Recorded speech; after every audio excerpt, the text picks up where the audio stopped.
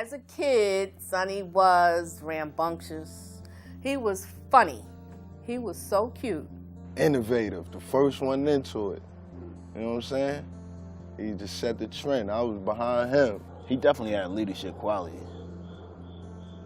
He's grounded, real grounded person. I'm Sonny Baxter, and I'm here today to just tell you a little bit of my story, my transition, where I'm at right now, presently, where I've come from, how I've gotten to this point.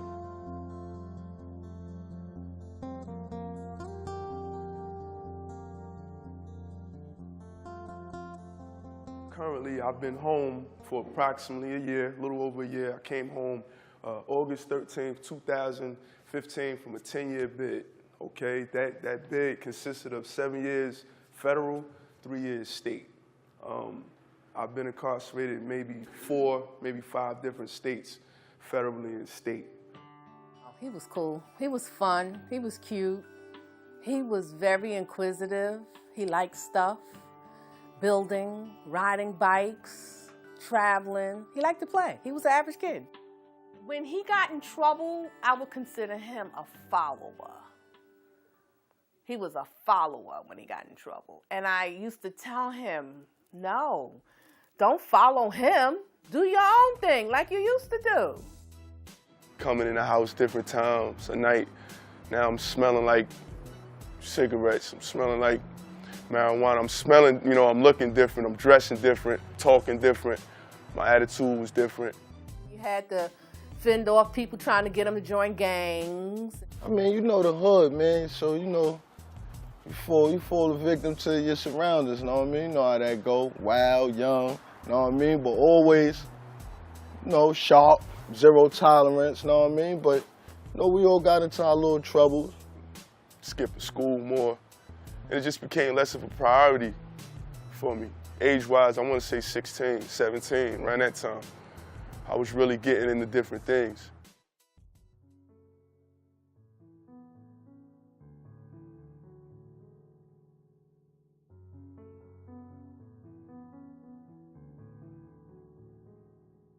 Just knocked the wind out of me. It gives you goosebumps. It makes you feel like, oh boy. Part of you feel like, did I fail? And then you on another side, you're like, why didn't he listen? I was 19 and first time incarcerated and sent to a state prison in the state of New Jersey, okay? Getting into crime and everything that came along with ripping and running and living life on the streets.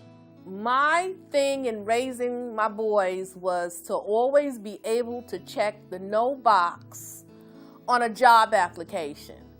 While incarcerated, I felt like I didn't have enough examples. You know, I didn't see a lot of people who came from my situation that made it and were able to figure out a way to give back. The visitations were always on Saturdays, and I work every Saturday, so it got, you know, I just would get angry, and then I said, I can't see him, and then let me go, I have to go see him, and I just didn't want him to think he was abandoned. I actually learned a lot from him.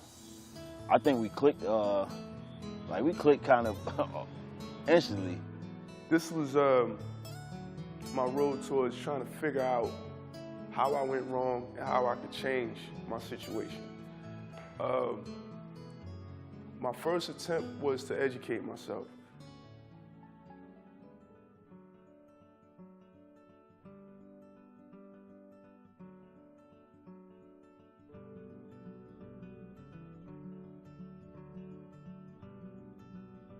Now, as far as me, presently, full-time student, full-time employment at the wonderful Ziegenfelder factory. Some of you familiar with it. It's a great place, really it is.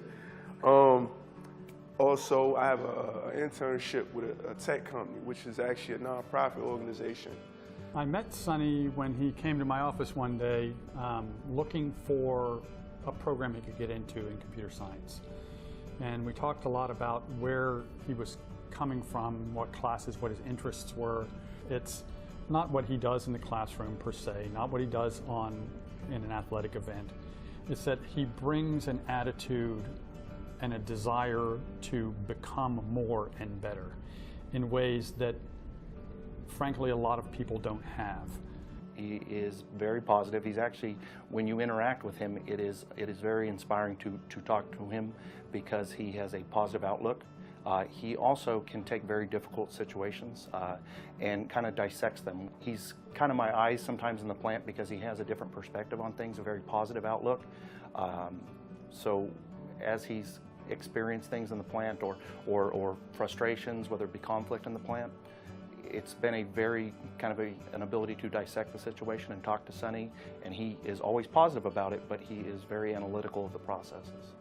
I just try and understand why he couldn't do what he's doing now then.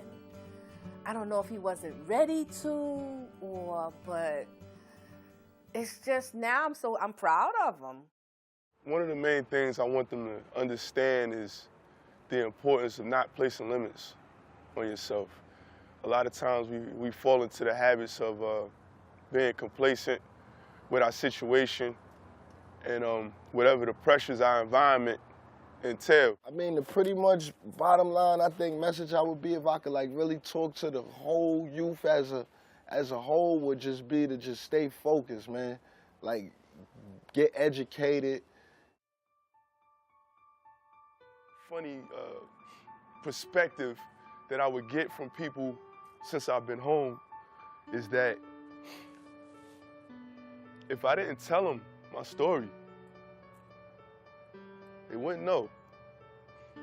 You know, I would get that sometimes where people would be like, nah, really?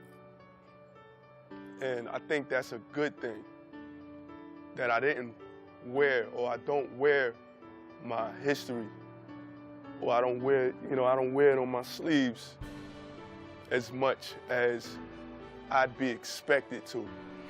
So I'm gonna continue on this path to show more and more people that, hey, there's a face, and it's more so than just a statistic or a number, that there's an actual face out here, more to come behind me, hopefully.